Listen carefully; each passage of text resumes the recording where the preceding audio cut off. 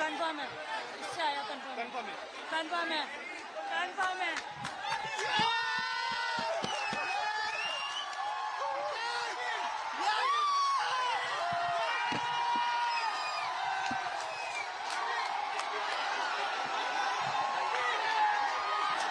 We have done it!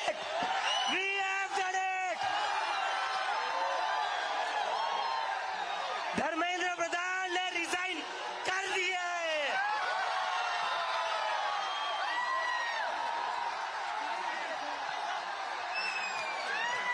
We have bloody done it! क्या कहते थे ये? क्या कहते थे? इस सरकार में इस्तीफे नहीं होते। क्या कहते थे? इस सरकार में इस्तीफे नहीं होते। हम कहना चाहते, झुकती है दुनिया, झुकाने वाला चाहिए। শিক্ষামন্ত্রী পদত্যাগ করেছেন, ককরোচ জনতা পার্টি আন্দোলন তুলে নিয়েছে। তারপরেও নতুন রিল প্রধানমন্ত্রীর। फ्रेंड्स, विद्यार्थियों के भविष्य के लिए भारत सरकार लगातार अनेकविध कदम उठा रही है। जिन लोगों ने विद्यार्थियों के भविष्य के साथ खिलवाड़ किया, वे जेलों में सड़ रहे हैं। हमने फास्ट ट्रैक कोर्ट बना चुके हैं। हम कल पार्लियामेंट के अंदर भी कठोर कानूनों के प्रावधान के साथ नया कानून बनाने की दिशा में भी आगे बढ़ रहे हैं। लेकिन हमें भविष्य के लिए सोचना है। हमारी परीक्षा पद्धति विश्वस्त हो, हमारी परीक्षा पद्धति ट्रांसपेरेंट हो, हमारी परीक्षा पद्धति में सबसे ज़्यादा अब टेक्नोलॉजी का उपयोग हो।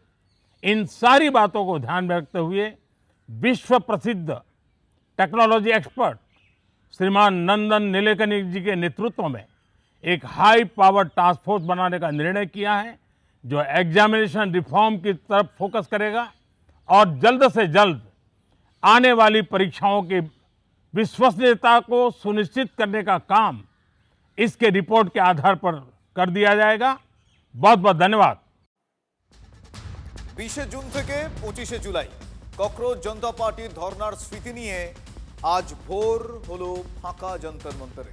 কিছু আন্দোলনকারী তারা ফিরতে পারেননি, তারা যন্তর মন্তরের ওখানে রাত্রে ছিলেন। রাতেই সাফাই অভিযানের নামে দিল্লি পৌরসভা, সকালে সাফাই অভিযানে হাত লাগান কংগ্রেস সেবা দলের কর্মীরাও।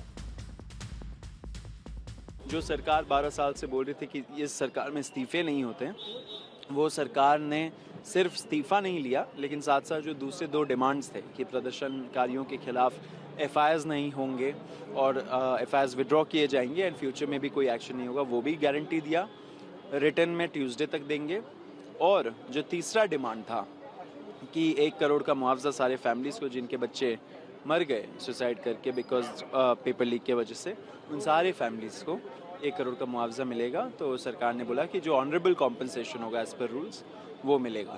इस बार अगस्त 15, 2026 जब हम लोग मनाएंगे आज़ादी का दिवस, बहुत टाइम बाद, बहुत सालों बाद, 12 साल बाद हम लोग सही में अच्छे ढंग से इस दिवस को मनाएंगे, क्योंकि आज जो युवाओं का आंदोलन की जीत हुई है उसमें भय का माहौल से हमें आज़ादी मिला है।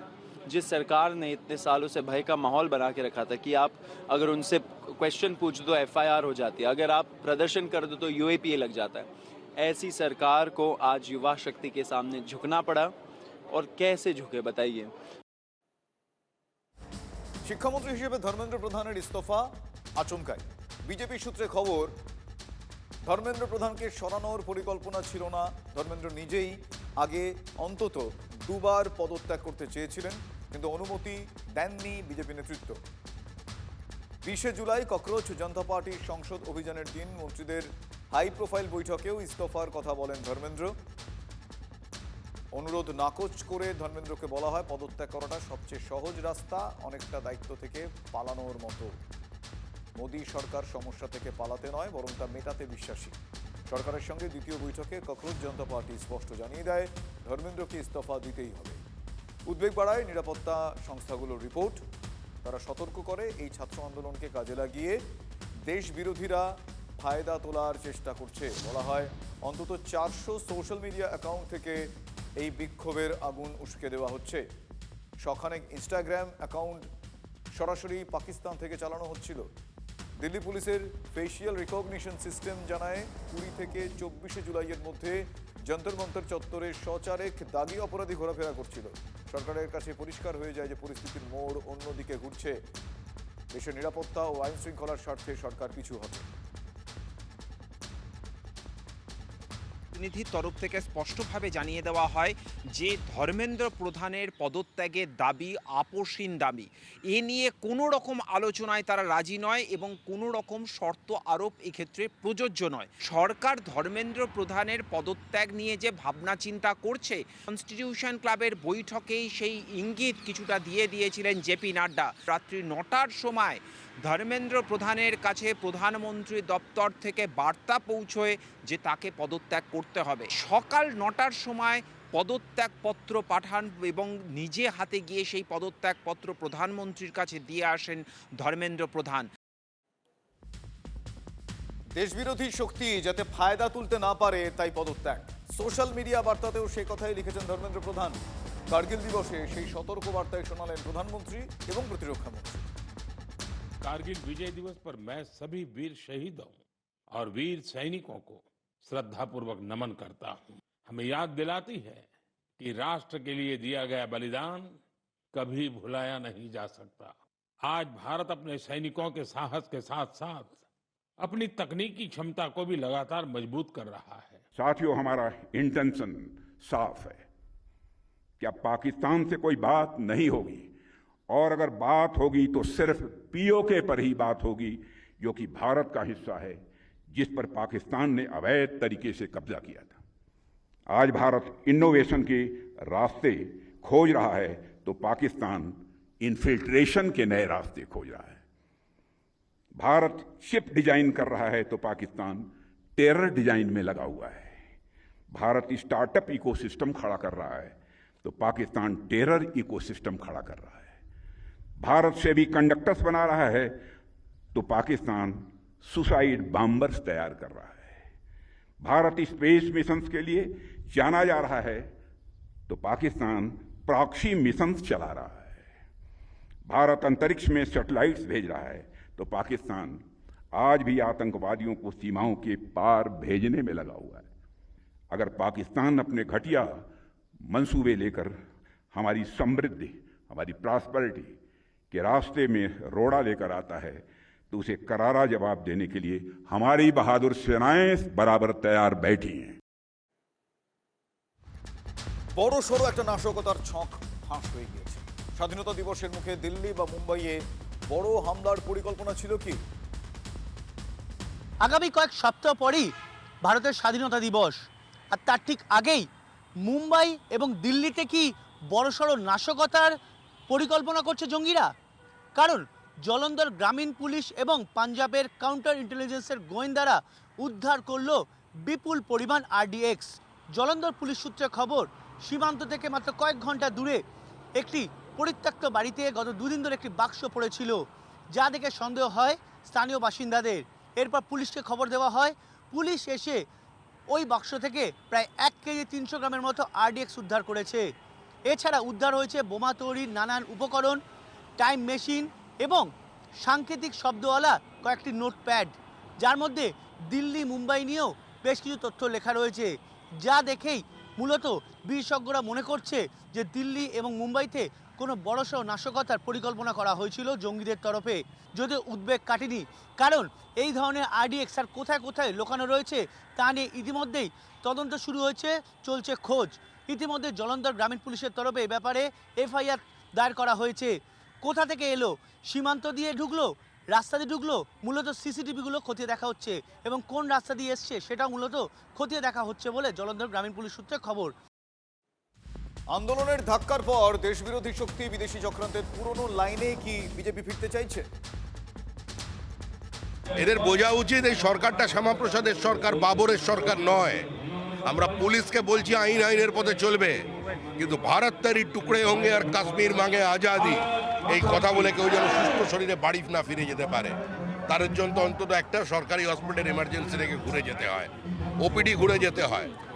আর জনতা যদি এবার জেগে যায়, এই ধরনের শব্দ উচ্চারণ করলে ভারতেরই টুকরো সঙ্গে তাদেরই টুকরো টুকরো মানুষ করে দেয়। ভারতকে যে টুকরো করতে চাইবে তাকে টুকরোই করে দেওয়া উচিত, তাকে জেলে ভরা উচিত, তার বিরুদ্ধে নিদারুণ ব্যবস্থা নেওয়া উচিত। কিন্তু শ্রমিকবাবু, আপনি শ্যামাপ্রসাদের সরকার বলতে কি বোঝেন? শ্যামাপ্রসাদের সরকার মানে তো মুসলিম লীগের সরকার। শ্যামাপ্রসাদ মুখার্জি তো ফজলুল হকের মন্ত্রিসভায় মন্ত্রী ছিলেন। এখন কি পশ্চিমবাংলা মুসলিম লীগ চালাচ্ছে নাকি? শ্যামাপ্রসাদের সরকার মানে তো মুসলিম লীগের সরকার। ভারত তারই টুকরে হোঙ্গে আর কাশ্মীর মাঙ্গে আজাদি, এই কথা বলে কেউ যেন সুস্থ শরীরে বাড়ি না ফিরে যেতে পারে, তার জন্য অন্তত একটা সরকারি হসপিটাল এমার্জেন্সি থেকে ঘুরে যেতে হয়, ওপিডি ঘুরে যেতে হয়। এই ধরনের কথা বলা ঠিক না। যারা এই ধরনের দেশ বিরোধী স্লোগান যারা দেবে তাদের বিরুদ্ধে আইনে কড়া ব্যবস্থা হোক, কিন্তু তার জন্য তাদের হাসপাতালে পাঠানো হোক, এটা তো অ্যানার্কি। মানে এটা এটা এটা কি করে হতে পারে? মানে আপনি আপনার অপছন্দের স্লোগান, খারাপ স্লোগান আমরাও অপছন্দ করি, কিন্তু তাকে মারার বিধান আমি দিতে পারি না। পুলিশ যাবে, তাহলে পুলিশ আছে কি করতে? ভারত তারই টুকরে হোঙ্গে আর কাশ্মীর মাঙ্গে আজাদি, এই কথা বলে কেউ যেন সুস্থ শরীরে বাড়ি না ফিরে যেতে পারে, তার জন্য অন্তত একটা সরকারি হসপিটাল এমার্জেন্সি থেকে ঘুরে যেতে হয়, ওপিডি ঘুরে যেতে হয়। আপনি শ্রমিক ভট্টাচার্য, আপনার কি স্প্লিট পার্সোনালিটি ডিসঅর্ডার হয়েছে? আপনার কি কাউন্সেলিংয়ের প্রয়োজন আছে? আপনি কদিন আগে বললেন, কিছুটা ইতিহাসকে বিকৃত করেই বললেন, তাও বললেন যে জ্যোতি বসু নাকি কমিউনিস্টরা নাকি শ্যামাপ্রসাদের সঙ্গে কাঁধে কাঁধ মিলিয়ে ভোট দিয়েছিল পশ্চিমবাংলাকে তৈরি করার জন্য। তা আপনি একদিন বলবেন যে কমিউনিস্টরা, জ্যোতি বসুরা রাজনৈতিক বিরোধ ভুলে গিয়ে দেশের স্বার্থে, বাংলার স্বার্থে শ্যামাপ্রসাদ মুখার্জির সঙ্গে একযোগে ভোট দিয়েছিল আইনসভায়। আবার সেই আপনি আবার দুদিন পরে এসে বলবেন যে জ্যোতি বসুর পার্টি দেশদ্রোহী পার্টি, কমিউনিস্টরা দেশদ্রোহী। আপনার কি চিকিৎসার দরকার হয়ে পড়ছে? আপনার কি এটা কি স্প্লিট পার্সোনালিটি ডিসঅর্ডারের সমস্যা হচ্ছে? বিরোধীরা কিন্তু মোড় ঘোরাতে দিতে নারাজ। গতকালই কেন্দ্রীয় স্বরাষ্ট্রমন্ত্রী অমিত শাহকে চিঠি দিয়েছেন বিরোধী দলনেতা রাহুল গান্ধী। রাহুলের প্রশ্ন, পড়ুয়াদের উপর ছররা গুলি চালানোর অনুমতি কি স্বরাষ্ট্রমন্ত্রী নিজে দিয়েছিলেন? যদি স্বরাষ্ট্রমন্ত্রী না দিয়ে থাকেন তাহলে সে অনুমতি কে দিয়েছিল? রাহুলের দ্বিতীয় প্রশ্ন, ভিডিওতে দেখা গিয়েছে যে সাদা পোশাকের কিছু লোক লাঠি হাতে পড়ুয়াদের বেধড়ক পেটাচ্ছে, এরা কারা? এরা কি পুলিশ নাকি কোনো বিশেষ বাহিনী? এদের মোতায়েন করার অনুমতি বা কে দিল? রাহুলের চিঠিতে লিখেছেন যে 19 বছরের ছাত্র সাহিল লোচাবের চোখ ছররা গুলির আঘাতে নষ্ট হয়ে যেতে পারে। তিনি সাহিলের সঙ্গে দেখাও করেছেন। পুলিশের বর্বরতার অভিযোগে সরব ককরোচ জনতা পার্টির নেতারাও। তারা কি বলছেন শোনাবো। We hold Mr. Amit Shah directly responsible for the violence that has taken place against our students. He authorized the shooting of our students. He authorized the use of lethal weapons, pellet guns on our students. So that for us is a fundamental issue, shooting the future of India. So that is going to be a major issue in Parliament. Of course, the students, as I said, have also got the demand of an apology from the Prime Minister. एक police वाले और RAF जिन्होंने videos और उनके pictures होंगे, जिन लोगों ने sir पे डायरेक्टली मारा, लोगों को सर फोड़ा, हाथ तोड़े, ऐसे सारे पुलिस वालों के खिलाफ और RAF वालों के खिलाफ हम लोग लीगल एक्शन लेंगे, बहुत जल्द लेंगे। हम लोगों ने वेबसाइट भी लॉन्च किया है। एंड जब ये लीगल एक्शन लेंगे तो सिर्फ ये नहीं कि कंप्लेंट देंगे, FIR भी दर्ज करवाएंगे, कोर्ट जाना पड़े तो कोर्ट भी जाएंगे। और जब टाइम आएगा, ऐसे सारे ऑफिसर्स जो सही में law and order situation, security लोगों का नहीं देखते हैं, उनका मानसिक संतुलन जो खराब है, ऐसे सारे लोगों को जेल भी भेजेंगे जब टाइम आएगा।